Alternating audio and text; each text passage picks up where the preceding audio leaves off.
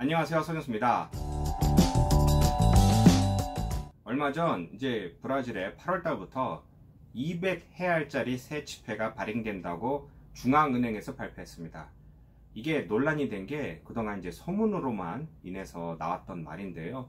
이게 맞다라고 발표를 하면서 정작 그 도안이 어떤 모습인지는 발표되지 않았습니다. 하나 확실한 것은 금액과 또 그 지폐에 브라질에서 살고 있는 이제 뭐 늑대 뭐 이런 동물을 하나 넣는다고 이렇게 했는데요. 이게 중요한 게 브라질에서는 이제 수년간 오랫동안 이 슈퍼 초인플레이션을 이제 겪은 상황에서 몇 차례에 걸쳐서 지폐가 바뀐 경우, 그러니까 화폐 자체가 바뀐 경우가 많습니다. 그러다 보니 저를 비롯하여 주위에 있는 사람들이 야 이거 또 인플레이션 오는 거 아니야? 아니 지금 이 상황에서 갑자기 또 새 지폐를 왜 만들어? 이상하네 라는 말을 하고 있습니다. 제가 그동안 이제 브라질 경제에 대해서 뭐 근현대사를 통해서도 설명하고 뭐 브라질 한인들의 삶에 대해서 설명을 했는데요. 이 부분에 대해서 인플레이션이 어떤 문제고 브라질 사람들이 어떤 트라우마를 겪고 있는지 이것을 오늘 제가 다시 한번 쉽게 정리해 보도록 하겠습니다. 인플레이션이라는 건 뭐 다른 게 아니라 뭐 물건보다 돈의 값이 떨어지는 것이죠. 그러니까 원활하게 이제 공급과 이제 수요가 이제 원활히 맞으면 이제 이게 평등하게 가는데 가끔가다 그 균형이 깨지죠. 그러니까 뭐냐면은 공급이 제대로 안 되면은 이제 가격이 올라갑니다. 그러니까 100원이라는 물건이 있는데 어느 날 물건이 모자라는데 옆에 사람이 나는 이거 꼭 필요하다. 그럼 난 110원 줄게. 그러면 그 110원에 팔지. 근데 누가 난 120원에 줄게. 그럼 120원에 팔고. 그러니까 파는 사람 입장에서는 뭐 이익을 본다 생각하지만은 사는 사람 입장에서는 이게 오늘 100원이었는데 내일은 뭐 120원, 130원 이 불안하게 되면은 미래를 계획할 수 없게 되고 이 걷잡을 수 없게 이제 물건값이 오르게 되는 거죠. 그러다 보면은 이 경제라는 것의 가장 큰 중요한 부분은 신뢰라고 합니다. 그러니까 어느 순간에 가도, 그러니까 어느 때 가더라도 물건이 있고 내가 이 종이 쪼가리를 주면은 그쪽에서 인정하고 물건을 주고 이렇게 해야 되는데 이 상호 신뢰가 깨지다 보면은 이게 말이 안 되게 작동을 안 하는 거죠. 그래서 브라질은 이제 고질적으로 제가 다시 또 역사적인 배경을 보면은 60년대부터 이제 수도 이전을 하면서 그러니까 뭐 역사학자들이 또 누구의 또 말입니다. 제 의견이 아니라 누구는 뭐 전 세계적으로 그 당시에 뭐 냉전 시기에 뭐 공산주의가 돼가니까 돈을 많이 썼다. 누구는 뭐 포퓰리즘으로 인해서 돈을 많이 썼다. 또 그러면서 64년부터 84년도까지는 또 군부가 또 이제 들어와서 군사 정권이 일어나게 됐는데 뭐 폐쇄 정책도 쓰고 돈도 많이 썼고 부채도 많았고 또 경쟁도 원활하게 안 돌아가게, 왜냐면 군사 정권에서 이제 쥐고 있어야 되기 때문에. 그 다음에 경제가, 그러니까 경제 활동이라는 게 이제 서로 이제 뭐 싸우고 뭐 하면서 이제 소비자들 이제 자꾸 이제 소비자도 올라가 해야 되는데 그게 아니고 군사 정권이 꽉 쥐고 있다 보니까 당연히 공급이 원활히 수입도 안 되고 생산도 안 되고 그러니까 물가는 오르고 뭐 이런 게 있었다라는 역사적인 배경입니다. 그러면서 이제 초인플레가 이제 시작한 게 제가 이제 오늘 제가 설명드린 인플레이션에 대해서 이제 그 배경 중에서 보면 인플레이션은요. 그러니까 81년도부터 제가 데이터를 보면은 81년도에는 95.62% 올랐다고 합니다. 그러니까 1년 동안에 물가가 95.62%, 그러니까 95%? 이건 거의 배가 되는 거죠. 바로 그 다음 82년에 104%, 83년도에 164%, 85년도에 242%가 올랐다는 겁니다. 그러니까 1년 사이에 2.5배가 올랐다는 겁니다. 물가가. 87년도에 363%, 또 이제 88년도에는 서울올림픽 올린 날에 이게 브라질에서는 980%, 또 89년도에는 1972%, 90년은 1620%, 또 가장 높았을 때는 93년도에는 2477%의 인플레이션이 있었습니다. 그러니까 이게 말이 안 되는 인플레이션이죠. 그러니까 물가가 많이 오르다 보면요, 이게 어떤 경우가 있냐면은 돈이 돈 같지가 않습니다. 그러니까 뭐 지금 요즘에는 얼마 전에 뭐 짐바브웨 뭐 이런 나라에서 보면 뭐 그냥 돈이 뭐 휴지보다 뭐 쓸모가 없다라고 하는데 여기서도 저도 그런 경험을 했습니다. 그러니까 이제 기억나는 게 어렸을 때 아버지가 야 저기 가서 뭐 맥주 좀 한번 사와라 그러면은 만약에 그 당시에 5천 꾸르세로였다 만약에 그러면은 어제는 5천 꾸르였으면 오늘 뭐 6,000원, 7,000원, 8,000원, 만 원을 들고 가봐야 되는 겁니다. 그러니까 이렇게 되니까 경제가 망가질 수밖에 없죠. 이게 제대로 잘 안 돌아가고. 그러는 와중에 어떤 문제가 생겼냐면요. 먼저 슈퍼마켓에서 물건에다가 이 스티커를 못 붙입니다. 가격을. 왜? 너무 빨리 물가가 오르니까. 그래서 그 당시에 브라질에서 생긴 게 따샤성, 그러니까 뭐냐면 이제 텍스 인덱스를 만들어서 그 가격 대비를 올리는 겁니다. 무슨 말이냐면은 이 가격에다가 얼마라고 쓰는 것보다 그냥 A1, A2 아니면 뭐 C1, C2 이런 식으로 붙여놓고 벽면에다가 이만한 칠판을 갖다 놓고 한 사람 무전기 들고 있고 그곳에다가 지금 현재 상황 시세라고 해서 A1은 얼마, A2는 얼마 이런 식으로 써놓는 겁니다. 그러니까 물건을 딱 봤을 때 아 이거는 A2, 3 그러면은 저쪽 보면 아 A2, 3는 지금 얼마 이렇게 봐야 되는 겁니다. 이게 이 시시각각 바뀌는 것보다 그 당시에는 뭐 무전기도 비쌌던 시절이었고요. 또 하나는 이제 그 뭐 이 분필로 써야 되기 때문에 이게 그 쓰는 사람이 온전을 써야 되는 겁니다. 야 지금 시세가 얼마고 뭐 이렇게 자꾸 바뀌는 그런 시대였고요. 또 하나는 이렇게 물건이 많이 올라가다 보니까 물건을 가지고 있는 사람 입장에서는 내가 시중에서 팔았을 때 받는 돈보다 이 시간이 만약에 팔았는데 30일 있다 돈을 받는다고 봅시다. 아니면 10일 있다 받는데 아니면 받고 나서 어음으로 10일 있다 그 돈을 현금화 하다 보면은 이 값어치가 반값으로 떨어질 때가 있는 거죠. 그러다 보니까 가지고 있는 사람이 점점 유통을 안 하게 되고 문을 닫게 되고 또 이제 시중에 풀지도 않는 겁니다. 브라질 정부에서 가격이 자꾸 올라가고 그러니까 물가가 너무 올라가다 보니까 첫 번째 할 수 있는 게 먼저 화폐 개혁을 몇 번 했습니다. 그 화폐 개혁을 보면요. 제가 여기 이제 데이터를 보면요. 그러니까 84년도에 꾸르제로라는 화폐를 바꿨고요. 86년도에 꾸르제로 노브라고 또 바꿨고요.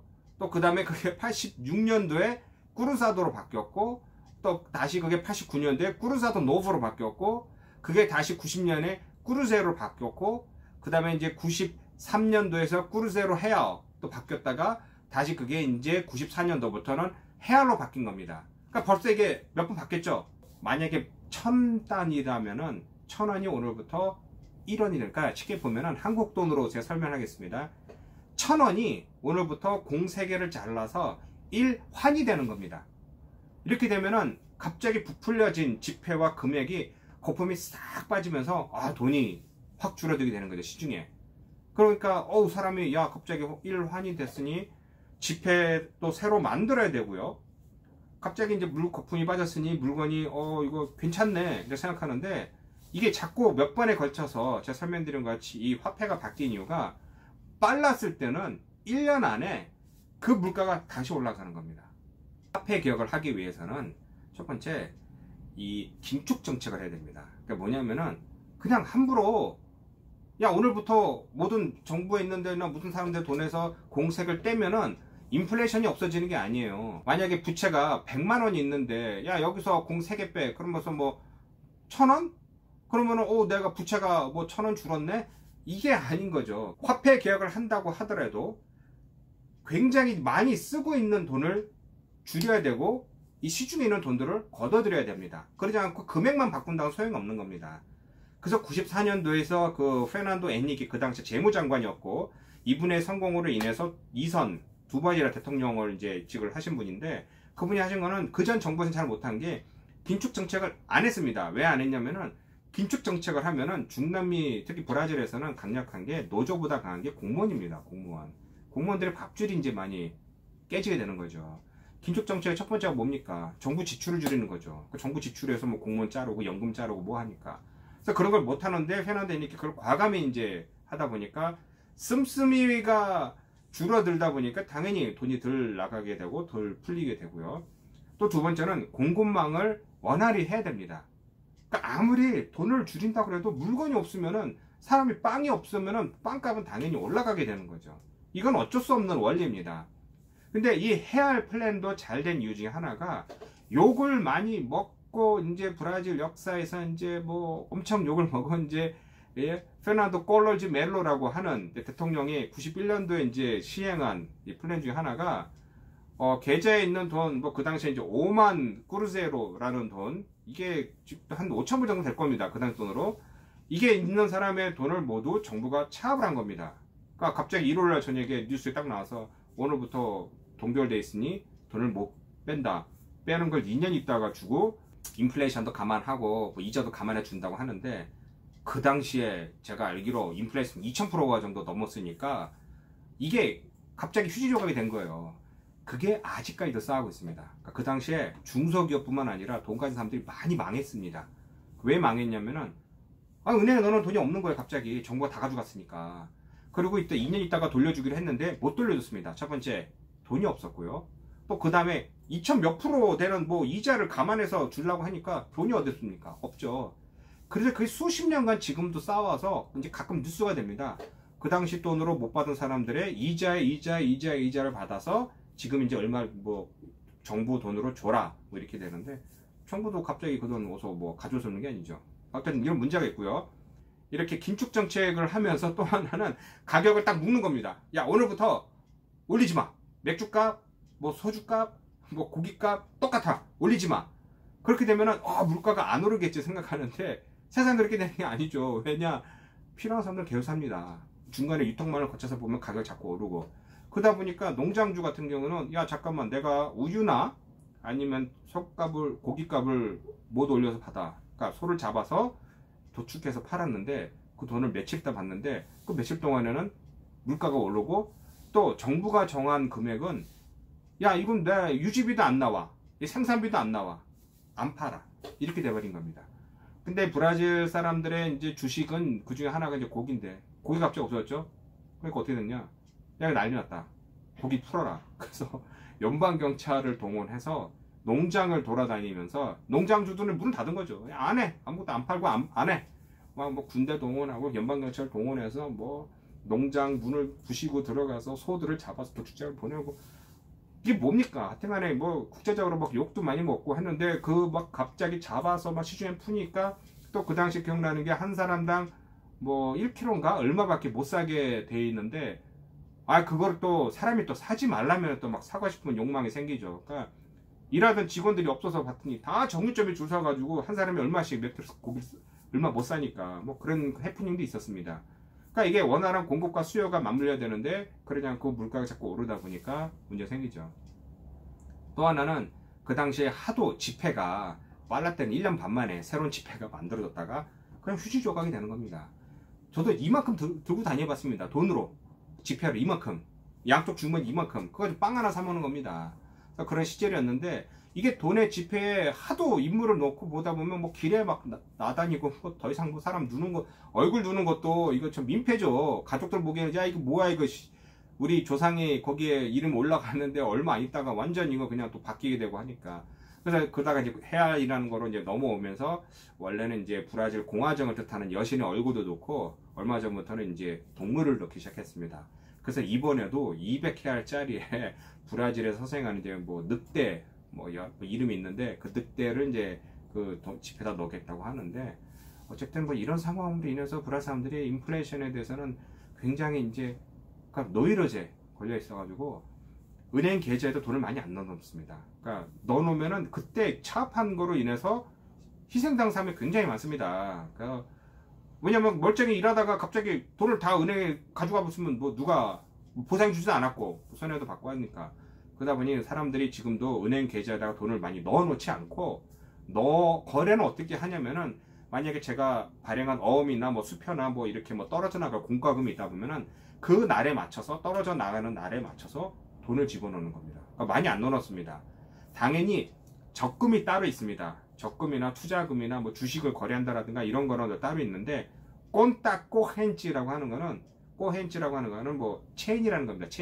체인이라고 해서 계속 이제 연결돼서 이제 쭉 가는 건데, 그것은 자꾸 이제 돈이 들어오고 나가고 하는데, 평상시에 그냥 거의 0원 정도 만들어 놓고, 오늘 뭐 공과금이 뭐 5,000헤알이 떨어져 나간다? 그럼 5,000헤알 정도 넣어놔서 공과금 떨어져 나가게 하고, 만약에 다른 데서 이제 뭐 받을 수표나 뭐 어음이나 뭐 들어올 돈이 있다, 그럼 그거를 이제 은행에 넣어놓으면은 그날 만약에 돈이 떨어졌다, 그럼 바로 그 인출하든지 뭐 다른 거 지불하든지 해서 은행에다 돈을 안 넣는 그런 경우가 있습니다.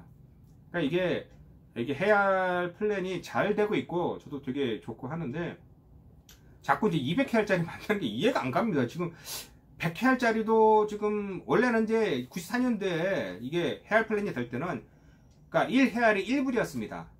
그러니까 1대1이었기 때문에 원래는 100헤알이 지금 그러니까 100불 정도 돼야 되는데, 지금 이제 5.2 정도 되는 헤알 좀 환율이니까 100헤알은 뭐 이제 뭐 20불도 안 되는 거죠. 그러다 보니 200헤알짜리를 뭐 내놓는다고 하는데, 아니 왜 이렇게 내놓는지. 전 세계적으로 불알 사람들도 다 이제 스마트폰으로 또 카드로 쓰게 되는데 이해가 안 갑니다. 뭐 누구는 뭐 물가 오른 거 아니냐, 뭐 자금 세탁하는 거 아니냐, 뭐 이런 말이 있는데 일단 나와봐야 되고요. 안타까운 이런 상황인데 왜 이런 일을 하는지는 모르지만 불알 사람들이 이렇게 그 인플레이션에 대해서 민감한 거에 대해서는 오늘 이렇게 잠시 또 설명을 해봤습니다. 이게 너무 두서없이 얘기한 것 같은데요. 뭐 다음에 제가 꼭 말씀드리지만은 이게 어느 정도 준비가 되면요, 전문가들을 동원하여 이제 저도 뭐 그래픽도 뭐 그래프도 넣고 뭐 숫자도 넣고 하면서 멋있게 만들겠습니다. 그 전까지는 그냥 제가 옆에서 하는 얘기를 듣는다라는 생각으로 좀 이해해 주시기 바랍니다. 고맙습니다.